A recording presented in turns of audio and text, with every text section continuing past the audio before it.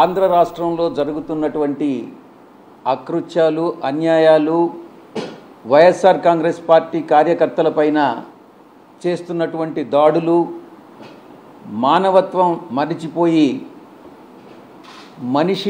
మనుషులు కూడా ఇలా చేస్తారా అన్నటువంటి రీతిలో తెలుగుదేశం పార్టీ గుండాలందరూ కూడా ఈరోజు చేస్తున్నటువంటి అకృత్యాలని మేమందరం కూడా, పార్లమెంటు సభ్యులందరం కూడా ఈ యొక్క కాన్స్టిట్యూషనల్ అథారిటీస్ దృష్టికి, ప్రైమ్ మినిస్టర్ గారి దృష్టికి తీసుకురావడం జరిగింది. ఆంధ్ర రాష్ట్రంలో ప్రజాస్వామ్యం అన్నటువంటిది ప్రమాదంలో పడింది అన్నటువంటి విషయం ఈరోజు ప్రజలందరూ కూడా గుర్తిస్తూ ఉన్నారు. వారం రోజులుగా తెలుగుదేశం పార్టీ చేస్తున్నటువంటి దాడులు, అత్యంత భయానకమైనటువంటి పరిస్థితులు ఆంధ్ర రాష్ట్రంలో నెలకొన్నటువంటి సంగతి ప్రతి ఒక్కరికి కూడా తెలుసు. కానీ దానికి పూర్తి భిన్నంగా వైఎస్ఆర్ కాంగ్రెస్ పార్టీ పైన, కార్యకర్తలపైన, నాయకులపైన చేస్తున్నటువంటి దాడుల్ని, దాన్ని తిరిగి మేమేదో వాళ్లపైన దాడులు చేస్తున్నామన్నటువంటి విధంగా చిత్రీకరిస్తున్నటువంటి ఘనత ఒక్క చంద్రబాబు నాయుడికే దక్కుతుంది. ఈ రకంగా వక్రీకరించేటటువంటి బుద్ధి ఒక్క చంద్రబాబు నాయుడికి, ఆయన పార్టీ నాయకులకి మాత్రమే ఉందన్నటువంటి విషయం అందరూ కూడా గమనిస్తూ ఉన్నారు. ఈరోజు చంద్రబాబు నాయుడు గారి పరిపాలన ఒక ఆటవిక పరిపాలన అన్నటువంటి విషయంగా మనం అభివర్ణించవచ్చు.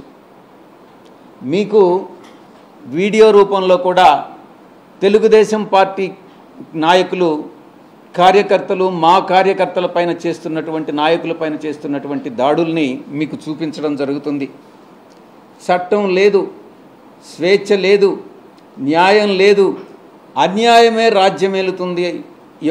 ఈ ప్రమాణ స్వీకారానికి ముందే ఈ రకమైనటువంటి ప్రామాణికాలు సృష్టిస్తున్నారు అని అంటే దీని మీరు అర్థం చేసుకోవచ్చు చంద్రబాబు నాయుడు పరిపాలన రాబోయేటటువంటి 5 సంవత్సరాల కాలంలో ఎలా ఉంటుంది అన్నటువంటిది. కనీసం ఫిర్యాదు చేస్తామన్నా కూడా, దాడి చేయించుకొని దాడి జరిగిన తరువాత గాయాలకి గురై ఆ తరువాత కూడా ఫిర్యాదు చేస్తామనంటే అధికారులు భయపడుతున్నటువంటి పరిస్థితి ఫిర్యాదు తీసుకునేదానికి. ఇది చంద్రబాబు నాయుడు పరిపాలన. ఈరోజు రాష్ట్రాన్ని అత్యంత భయానకమైనటువంటి వాతావరణంలో ఈరోజు చంద్రబాబు నాయుడు ప్రమాణ స్వీకారానికి ముందే నెట్టడం జరిగింది. ఇక ఆంధ్ర రాష్ట్రం ఏర్పడిన తరువాత రాష్ట్రం మొట్టమొదటిగా మద్రాసు రాష్ట్రం నుంచి విడిపోయి ఆంధ్ర రాష్ట్రం ఏర్పడిన తర్వాత ఎన్నో ఎన్నికలు జరిగాయి, ఎన్నో ప్రభుత్వాలు వచ్చాయి, ఎన్నో ప్రభుత్వాలు వెళ్ళాయి. కానీ ఈ విధంగా ఎన్నడూ లేని విధంగా ఎన్నికల తర్వాత హింస చెలరేగడం అన్నటువంటిది ఈ యొక్క చంద్రబాబు నాయుడే నాంది పలికాడు అన్నటువంటి విషయాన్ని నేను మీకు తెలియజేస్తా ఉన్నా. ఎన్నికల కోడ్ వచ్చిన తర్వాత వైఎస్ఆర్ కాంగ్రెస్ పార్టీయే లక్ష్యంగా, పార్టీ శ్రేణులే లక్ష్యంగా కొనసాగినటువంటి దాడులు ఎన్నికల ఫలితాల తర్వాత కూడా కొనసాగాయన్నటువంటి విషయం మీ అందరికీ కూడా తెలుసు. వైఎస్ఆర్ కాంగ్రెస్ పార్టీ కార్యకర్తలని, వాళ్ళ ఆస్తులని, కుటుంబ సభ్యులని లక్ష్యంగా చేసుకుని టీడీపీ ముఠాలు, టీడీపీ గుండాలు ఈరోజు రాష్ట్రంలో స్వైర్య విహారం చేస్తూ ఉన్నాయన్నటువంటి విషయం మనం గమనించుకోవాలి. టీడీపీ ప్రభుత్వం అంటే గుండాగిరి అని చెప్పొచ్చు. టీడీపీ కార్యకర్తలా, మీరు గుండాలా అని మేము ప్రశ్నిస్తూ ఉన్నాం. మీరు అడగొచ్చు, ప్రభుత్వం ఇంకా ప్రమాణ స్వీకారం, ముఖ్యమంత్రి గారు ప్రమాణ స్వీకారం చేయకముందే మీరు ఈ ఆరోపణలు చేస్తున్నారు అని మీరు ప్రశ్నించవచ్చు. నేను ఒకటే సమాధానం చెప్తా ఉన్నా, ఉద్దేశపూర్వకంగా చంద్రబాబు నాయుడు ప్రమాణ స్వీకారానికి ముందే ఈ యొక్క హింసను ప్రేరేపించాడు అనేటటువంటి విషయంలో ఎటువంటి సందేహం లేదు. ప్రమాణ స్వీకారం చేసిన తరువాత ప్రభుత్వం బాధ్యత వహించాల్సి వస్తుందనని ప్రమాణ స్వీకారానికి ముందే వైఎస్ఆర్ కాంగ్రెస్ పార్టీ కార్యకర్తల మీద దాడులు జరపండి అనని ఆయనే స్వయంగా ఆదేశాలు ఇచ్చాడు అన్నటువంటి విషయం అంతర్గతంగా తెలుగుదేశం పార్టీ నాయకులు చర్చించుకుంటున్నటువంటి విషయం మీ దృష్టికి వచ్చే ఉంటుంది. దాడులని అడ్డుకునేటటువంటి వ్యవస్థలే కల్పించట్లేదు. న్యాయ వ్యవస్థను అప్రోచ్ అయ్యాం, పోలీస్ వ్యవస్థను అప్రోచ్ అయ్యాం, రెవెన్యూను అప్రోచ్ అయ్యాం. పోలీసు వ్యవస్థ నీరు గారిపోయింది, నిస్తేజంగా మారిపోయింది. వ్యవస్థ పని చేయకుండా మానేసింది. బాధితులు పడుతున్నటువంటి ఎవరైతే హింసకు గురయ్యారో, ఎవరైతే హింసకు లోనయ్యారో ఆ బాధితుల ఆక్రందనలు అన్నటువంటిది ఒక్కసారి చంద్రబాబు నాయుడు గాని ఆలకిస్తే, అదే ఆక్రందన తన కుటుంబ సభ్యులు చేస్తే ఎంత మనసు నొప్పిస్తుందో ఒక్కసారి చంద్రబాబు నాయుడు అర్థం చేసుకోవాలి అని నేను తెలియజేస్తా ఉన్నా. మన కుటుంబ సభ్యులు అదే రకమైనటువంటి బాధ అనుభవిస్తే మనం ఎలా ఫీల్ అవుతామో అదే ఇతరులు అనుభవించినప్పుడు కూడా ఒక నాయకుడిగా, ఒక రాష్ట్ర ముఖ్యమంత్రిగా మీరు కూడా అదే ఆవేదనతో ఆ యొక్క బాధలు తీర్చాల్సినటువంటి బాధ్యత ముఖ్యమంత్రిగా ఆయన మీద ఉంది అన్నటువంటి విషయంలో ఎటువంటి సందేహం లేదు. ఎన్నికల కోడ్ వచ్చిన తర్వాత, ఎన్నికల ఫలితాలు వెలువడిన తర్వాత 2 సందర్భాల్లో కూడా చంద్రబాబు నాయుడు, ఆయన కుమారుడు లోకేష్ ఇద్దరు కూడా ఈ రక్త చరిత్ర నేను అభివర్ణిస్తా ఉన్నాను. ఇది రక్త చరిత్ర, ఈ యొక్క చీకటి అధ్యాయంగా చరిత్రలో మిగిలిపోతుంది. 2024లో మొట్టమొదటిసారి చంద్రబాబు నాయుడు నేను అనుకుంటాను 1999లో అధికారంలోకి వచ్చాడు. అది బీజేపీ పార్టీ వల్లనే. ఆ తర్వాత 2014లో అధికారంలోకి వచ్చాడు. అది బీజేపీ సహకారం వల్లనే. ఇప్పుడు 2024లో మళ్ళీ అధికారంలోకి వచ్చాడు. అది కూడా బీజేపీ సహకారం వల్లనే.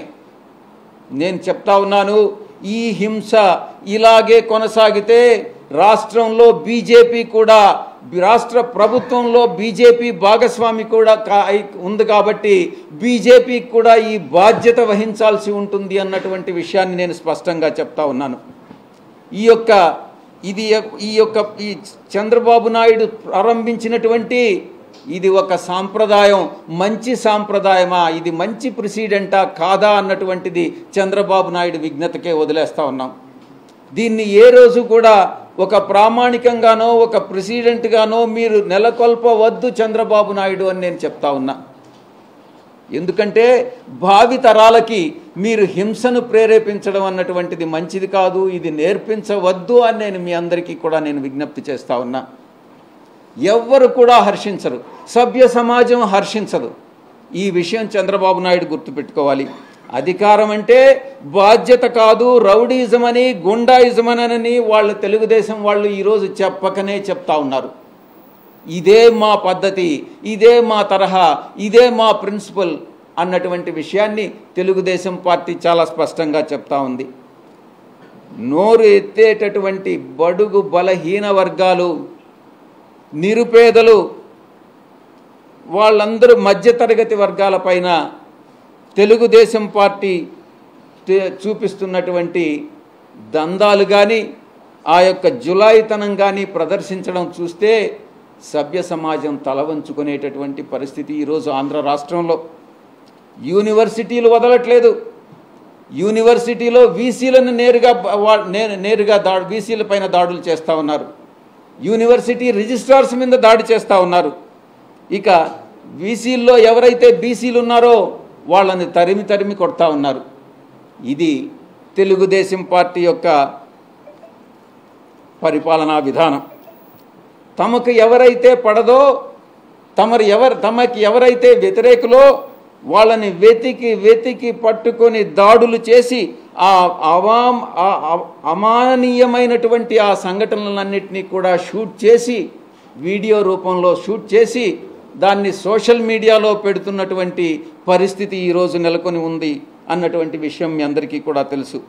ఆంధ్రప్రదేశ్ రాష్ట్రాన్ని, బంగారు లాంటి ఆంధ్రప్రదేశ్ రాష్ట్రాన్ని ఏ రకంగా తగలబెడుతుంది ఈ తెలుగుదేశం పార్టీ అన్నటువంటి విషయాన్ని ఒక్కసారి కానీ తలుచుకుంటేనే కళ్ళ నీళ్ళు వస్తూ ఉన్నాయి. ఇది ఈరోజు ఉన్నటువంటి రాష్ట్రంలో పరిస్థితి. మంగళగిరిలో వేరే చెప్పాల్సినటువంటి అవసరం లేదు. లోకేష్ మనుషులు సోషల్ మీడియా కార్యకర్త, మా సోషల్ మీడియా కార్యకర్త రాజ్ కుమార్ పట్ల ఎంత అవమానకరంగా అమానుషంగా ప్రవర్తించారో, ఏకంగా ఎలా దాడి చేశారన్నటువంటి విషయం మనం వీడియోలో అందరం కూడా సోషల్ మీడియాలో చూసాం. ఇలాంటి ఘటనలు రాష్ట్రానికే కాదు మొత్తం దేశానికే అవమానకరం. ఈ దేశంలో ఆంధ్రప్రదేశ్ రాష్ట్రంలో ఇలాంటి సంఘటనలు జరుగుతున్నాయి అని అంటే అది కేంద్ర ప్రభుత్వం కూడా తల ఉంచుకోవాల్సినటువంటి పరిస్థితి. ఒక్క రాష్ట్రం మాత్రమే కాదు, దేశమే తల ఉంచుకోవాల్సినటువంటి పరిస్థితి. ఇలాంటి దారుణాలకు పాల్పడుతున్నటువంటి టీడీపీ కూటమిలో బీజేపీ, జనసేన కూడా భాగస్వాములే.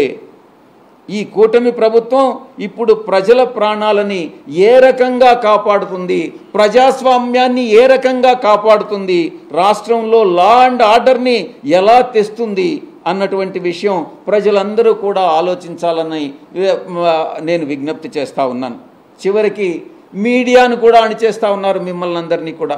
మీ అందరికీ కూడా తెలుసు, ఈరోజు TV9ని కానీ, లేకుంటే NTVని కానీ, సాక్షి టీవీని కానీ, కేబుల్ ఆపరేటర్స్ ఏమంటారు MSOs నుంచి తొలగిస్తూ ఉన్నారు. ఎంత అమానుషం, ఎంత అమాననీయం ఒక్కసారి మీ అందరం కూడా అర్థం చేసుకోవాలి. రాష్ట్రం మొత్తం కూడా ప్రజాస్వామ్యమే కూని అయిపోయిందా అన్నటువంటి ఒక భావన మన అందరిలో కూడా కలుగుతూ ఉంది. రాజ్యాంగం ఒక్క మాటలో చెప్పాలంటే రాజ్యాంగం కుప్ప కూలిపోయింది అన్నటువంటి విషయాన్ని చాలా స్పష్టంగా చెప్పవచ్చు. వారం రోజులుగా జరుగుతున్నటువంటి గత వారం 10 రోజులుగా జరుగుతున్నటువంటి ఈ యొక్క హింసాత్మక ఘటనలో కొన్ని ఘటనల్ని అది మీ ముందుకు తీసుకురావాలని వీడియో రూపంలో కూడా మేము మీ అందరికీ కూడా చూపించడం జరుగుతుంది. ప్రకాశం జిల్లాలో కానీ, పొన్నలూరు గ్రామంలో అలా కొన్ని చాలా విషయాలు 11 నుంచి ఇంచుమించుగా ఈ ఘటనలన్నీ చెప్పాలంటే ఒక అరగంట పడుతుంది. కాబట్టి ఇంచుమించు 27 సంఘటనలు దీంట్లో లిస్ట్ చేయడం జరిగింది. వీటినన్నిటినీ కూడా ప్రధానమంత్రి గారికి, ఇది ప్రెసిడెంట్ ఆఫ్ ఇండియా గారికి మొట్టమొదటి లెటర్, ప్రెసిడెంట్ ఆఫ్ ఇండియా గారికి రెండవ లెటర్. ఈరోజే ఘటనలు మాకు తెలిసే కొంది మళ్ళీ కూడా మేము ఫైల్ చేయడం జరుగుతుంది. ఇది ప్రైమ్ మినిస్టర్ గారికి, ప్రధానమంత్రి గారికి, అదేవిధంగా నేషనల్ హ్యూమన్ రైట్స్ కమిషన్కి, అందరి దృష్టికి కూడా ఈ సంఘటనలన్నింటినీ కూడా వారి దృష్టికి తీసుకురావడం జరిగింది. ఈ కాపీస్ అన్నీ కూడా మీకు కూడా, మీడియాకి కూడా మేము పంచుకుంటామన్నటువంటి విషయం మీ అందరికీ కూడా తెలియజేస్తూ